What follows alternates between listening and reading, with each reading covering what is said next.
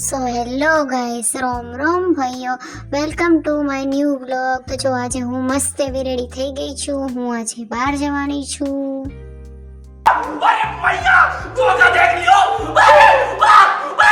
જો મેં એક બેગ લઈ લીધી છે. અમે ક્યાં જવાના છે હું તમને હાલ નહીં કહું. अरे बहुत मनुष्य लग रहे हो, मत करो, रहने दो बहुत बुरे लग रहे हो तो એઝ યુઝ્યુઅલ શ્રાવણ મહિનો છે. તમે ગ્રીન કલરની બેંગલ્સ અને ગ્રીન કલરની નેલ પેન્ટ કરી છે. તો અમે બધા ઓટોમાં બેસી ગયા હતા. આ વખતે તો કવિતા દીદી પણ અમારી સાથે હતા. તો અમે એઝ યુઝ્યુઅલ અમારા એક ડ્રાઈવર બાંધેલા છે. એ ડ્રાઈવર સાથે અમે આજે બહાર જઈ રહ્યા છીએ. એકચ્યુઅલી હું તમને કહી જ દઉં, આજે અમે બીએસએફ કેમ્પમાં જવાના છે. પણ કેમ્પમાં કેમ જવાના છે એ તમને હું આજ નહીં કહું અત્યારે. તો મારા બ્લોગમાં બન્યા રહેજો છેલ્લે સુધી. જો બીએસએફ કેમ્પ આવી ગયો છે. 169 બટાલિયનમાં અમે જઈ રહ્યા છીએ. અમે ક્યાં જવાના છીએ, કેમ જવાના છીએ હું તમને પછી કહીશ. તો અમે જો કેમ્પમાં અંદર સુધી જઈ રહ્યા છીએ. ઓટોમાં બેઠા હતા. બાકી તો બહાર બહુ જ ગરમી હતી. તડકો એટલો બધો હતો તો ચાલીને જઈ શકાય એવું હતું ને, એટલે ઓટો કરવી પડી હતી. જો આજુબાજુ કેવું વાતાવરણ છે અત્યારે, બહુ જ ગંદુ લાગે છે. તડકામાં મજા નથી આવતી ચાલીને જવાની. તો અમે જો હવે બેસી ગયા છીએ અને નીકળી ગયા છીએ. ભાભી કહેતા હતા કે આપણે ક્યાં જઈ રહ્યા છીએ, પણ મેં એમને પણ નહોતું કીધું. તો અમે બધા નીકળી ગયા છીએ. ખરાબ બપોર એવી હતી ને ગાઈસ, કારણ કે અમારે રિક્ષાવાળો ફ્રી થતો નહોતો. એને સ્કૂલે જવાનું હતું બાળકોને લેવા માટે. તો એ અત્યારે જ આવ્યો હતો. તો અમે 12:15 છેક નીકળ્યા હતા ગાઈસ.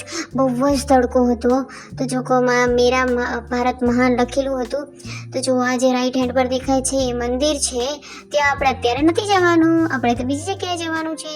આપણે જવાનું છે જો તમને સાઈડમાં અત્યારે પેલા 3 પતરાવાળા રૂમ દેખાય છે, ત્યાં આપણે જવાનું છે. ત્યાં શું હશે એ તો આપણને ત્યાં જઈને જ ખબર પડશે. તો ચલો આપણે જઈ રહ્યા છીએ. તો જો આપણું ડેસ્ટિનેશન આવી ગઈ છે અને હવે અહીંયા ઉતરશું. હવે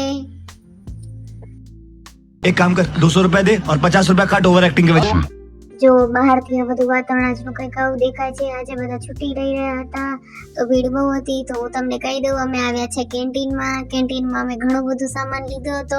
મારા હસબન્ડ પણ આવ્યા હતા. જો કેટલું બધું લીધું છે. હું કેન્ટીનમાંથી શું લાવી છું એનું અનબોક્સિંગ અલગ વિડીયો બનાવીને તમને બતાવી દઈશ. તો હું અને તાક્ષી તડકામાં, અંદર ગરમી બહુ થતી હતી તો અમે બંને બહાર આવી ગયા હતા. અમે તડકામાં આટા મારી રહ્યા હતા. થોડી જગ્યા હતી એમ તો પતરાની, તો અમે ત્યાં જ ઊભા હતા. તો પછી જો અમે બંને વિડીયો લીધા આવી રીતે અને બહારની મજા લેતા હતા. બહાર આવી રીતે અરીસો પણ ગોઠવેલો હતો ફોજીઓ માટે. તો અમે ત્યાં થોડો વિડીયો અને ફોટો લીધો. પછી અમે રાહ જોઈ રહ્યા હતા, કારણ કે અત્યારે બધા છુટ્ટી પર જઈ રહ્યા હતા. તો અંદર બીજા કેન્ટીનમાં બહુ જ ભીડ હતી. બધું મારા સામાનનું બિલિંગ મારા હસબન્ડે કર્યું હતું. તો અમે ફટાફટ રિક્ષામાં બેસીને નીકળી ગયા હતા, કારણ કે બહુ જ મોડું થઈ ગયું હતું. 2 વાગી ગયા હતા.